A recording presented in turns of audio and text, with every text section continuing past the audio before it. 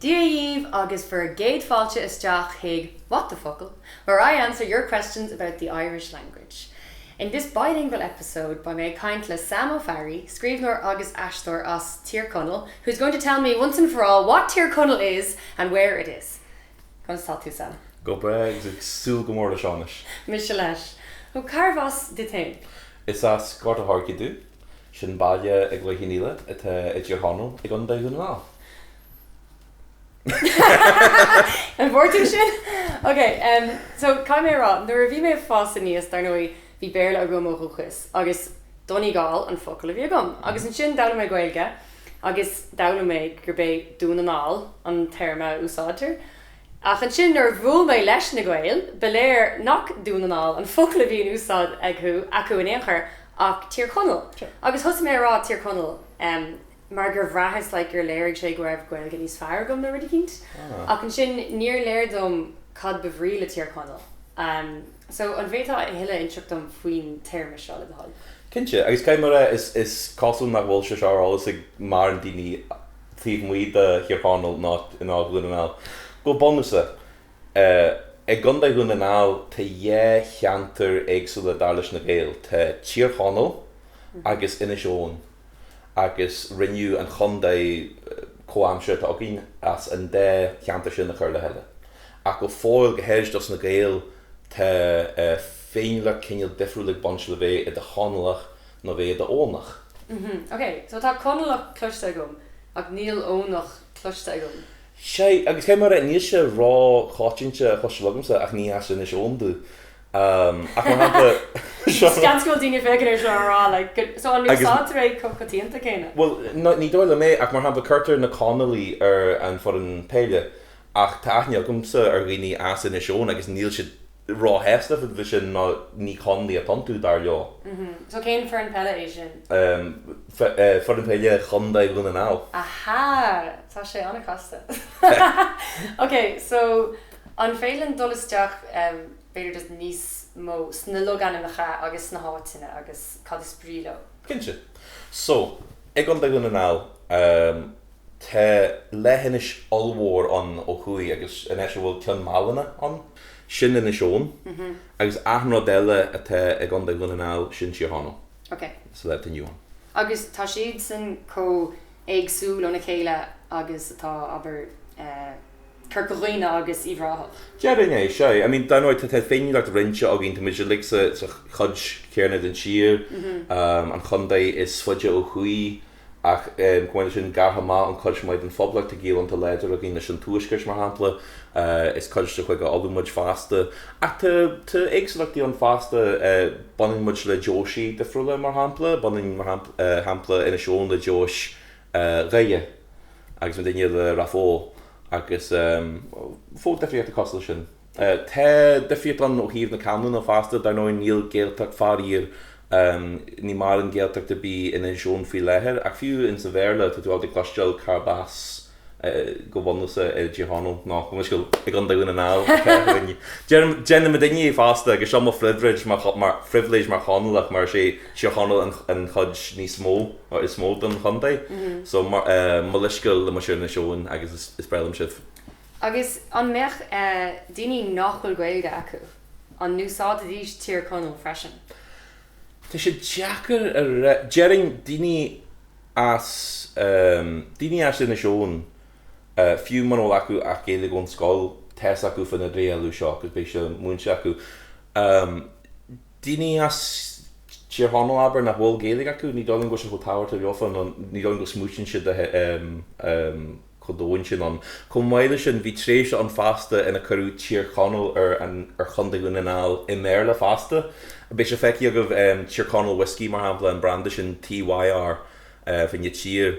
Lé mé sin so sin sna féhí bhí Tír Chonaill mar anam ar Dírúnú. Dír le rudí dhéanamh níos casta dúing. Sé, agus níl sam gotí ar aithriú sin ach bitir mar gheall go sin ní bhecht Tír Chonaill ar an chuntaí omlan ná dar nói bhain an tainú sin le codjar leit an cheantar bhfuil chun Dírúnú an inis. Okay, agus an chéad ceiste ná. Bhí mé rá gur bhreaméid gur gád an Tír Chonaill úsáid le cinál grád níos iarda thuirt am hain, so is cinnal Shibboleth é sin, ba chuirmach ag daoine ar sin ó Inglourious Bastards is dócha nuair dúsá duine é sin chun iver trí chuirniúil seachas é sin. Léiríonn sé, so léiríonn Shibboleth go muineann tú le grúpa ar le. So is dócha gur bhrá mise go léireoch Tír Chonaill gur Goill mé. So an chuna sa bhrá hása, má úsáideann duine dúnanáil nó Tír Chonaill an rahan tú de friú. Seans go mééis seo get bud feibú, hashtag problematic. Ach, sílam de gra sé saoilíonn Tír Chonaill leis na Gael. Bitir mar eall bhfuil na Gaeltachtaí, na ceithre Gaeltacht a bhfuil an ag an de Gunnanáil, tá siad le I Tír Chonaill. Ag na difriúil de Tír Chonaill, gus ag sin a ar bail fasta. So bitir sin an fáil sin níos cáitinta nar tá Gaeilge tagart de Gunnanáil is minic iad ag tagart de chuid chéin agus is minic gurbéis sin I Tír Chonaill. Sin réite cáirde a go min ina seón fasta agus dearú siad ina seón ná Gunnanáil ná ní as Tír Chonaill dífa agus just is rud difriúil dífa Tír Chonaill. So bitir go mar rá seans na daoine oustaigin chun de Gunnanáil tá siad níos beachta ná ma duine. Agus an ceart go te se bháil níos cosint amach nó nGael Tír Chonaill a ré. Agus an caiimime dulasteach is na próistí agus na balta éagsúla. Bhí mé leat Tír Chonaill I rintáigh ag bród agus bhí sé gihíntaach a caiim mé rá raibh anú bheúlarm nuair bhí mé ann mar níor bhís gom cá raibh mé, bhís gom raibh mé Tír Chonaill, ceap mé raibh mé I gcuirta thuirce. Beidir raibh mé Tír Chonaill, an raibh mé dúnanáil. Agus an sin bhí tú ginse an faoin na Rossan agus na rudí difriúla. So, an bhétá Dírúnú a dhéanamh sin. Cinse. Agus is déthe gur mar sé chur an deabhar ort scarabí so tá seágáil ditisinis. Nuair a hálíonn daoine Gaeltacht Tír Chonaill na Gaeltacht Gunnanáil, is déthe gur bíon cheantar bhfuil siad ag saoilú ná na Trí Pharóiste. Is é sin chluichníile go dóras na Rosa. Is cineal an Gaeltacht is smó bitir ó hiú déanra dé, agus is siad idir na sléite agus an airige ó an fáilchara síos go dtíon chlácham lia sin na Trí Pharóiste. Go mar se níos molle go dtín cadiad an Trí Pharóiste sin agus sin na difriúilta idirú, but is ceantar cineal a bhain sin Gaeltacht a bhain. Ó chuaigh tá Gaeltacht Fanad nó Léarscáil. Tá Gaeilge Gallda acuin sin, tá sé gitabag éagsúil de Gaeilge sogaine agus ceantar eilíonatá, so sin just ag bar Fanad an sin. Tá an Gaeltacht Léir an, so mar hampla baile na finne, ardreithe, ceantar mar sin, agus sin I Léir a chundaid a más na sléite. Níl an déanra cearna acu an sin, but tá seanachas ionta acu agus cultúr Harab a léidir acu an fásta. Okay, so tá mé se go donna agus seo, agus sin fá go bhfuil sé seo a hafta againn. So tá an Trí Pharóiste taobh de rudaí. So go mar seo, tá ceithre Gaeltacht Tír Chonaill. Okay, tá Fanad. Yep, so Fanad, Trí Pharóiste, Gaeltacht Léir, agus an sin Gleann Colm Caile agus Chillan. Oh, sorry, ceap mé raibh an Trí Pharóiste mar chud. Oh, no, the hibberca chum garlarm. Okay. Sean fá nach fagan daoine Tír Chonaill, tá Sean de Jackar amtí de bhealacha amsú má. Agus táid chun leir faoi le cé na codanna atá jigs na codanna eile na Russian dolls. Ínta. Okay. So, luimiid sin ceithre Gaeltacht atá an Fanad ó chuaigh na Trí Pharóiste an Gaeltacht Léir agus Gaeltacht Uisce Tír Chonaill. Is as na Trí Pharóiste dúsa agus sin an Gaeltacht bitir is ceiliúile I Tír Chonaill, mas féidir lum sin na ré. So go mar ste an, cos bé na hainme seo cloiste go leor daoine fiú mana bhfuil acu ceit a bhfuil siad fiú agus siad an ar thuairt is a cheantar. So Trí Pharóiste ó chuaigh tá Tír Chonaill, sin an cinnis tiise, is as Tír Chonaill dúsa. Tá Ghaidóir an, sin cinil san íorthúsgairt, agus sin na Rossan an. Agus sin an Trí Pharóiste. Agus seo stracha talún idir na sléite agus an Phairige, agus is cinil is ceantar a bhain atá ach níl mar na dhéanú a gén sa gibhrú ach graine chothú a héil, so galimid sin ceantar suas in na bhóchantar agus sin Jeremid ní takeim dó fa sin. Gí grobhm sin le gin ar gáil cara fan am seo. Cé go bhfuil si bhar fád mar aon Ghaeltacht. tá na balta? Pharóiste is staithe. Sé. But I mean, te diffriúil an idir an Gaeilge fasta, agus sin beisiún rud is deise fa den ceantar seo. So mar hampla, is got a harcia dúsa. So there's a couple of fuman aiste I mo chuid Gaeilge mar hampla an A sin went to fácla costa síl Goill tríseach. Ma umíonn iad mar daine as gáta harcia dearing súl Goill tríseach.